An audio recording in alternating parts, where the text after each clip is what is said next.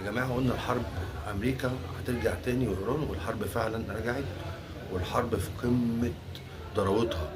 يعني دلوقتي أمريكا بتضرب جسور، بتضرب محطات كهرباء، محطات مية، بتضرب مصانع، بتضرب كل حتة، بتضرب مواني، بتضرب يعني بتضرب بمعنى أصح جميع البنية التحتية. وطبعا إيران مش مسمية عليهم، برضه بيضربوا لهم جميع القواعد في المنطقة، فالحرب مشتدة جدا. فأنا بحب أنوه كده يا جماعة، ويل للعرب من شر قد اقترب. يا جماعة لو إيران سقطت يبقى أنت كده الخليج كله والعرب وقعوا تحت الاستعمار الأمريكاني وتحت إيد الكيان. فنخلوا بالنا يا جماعة، ونتحدوا ونتجمعوا ونتعاونوا ونعتصموا بحبل الله جميعا. وبعدين في حاجة جميلة جدا بتحصل دلوقتي، مصر وتركيا والسعودية وباكستان بيعملوا تحالفات، وإن شاء الله خير يا جماعة.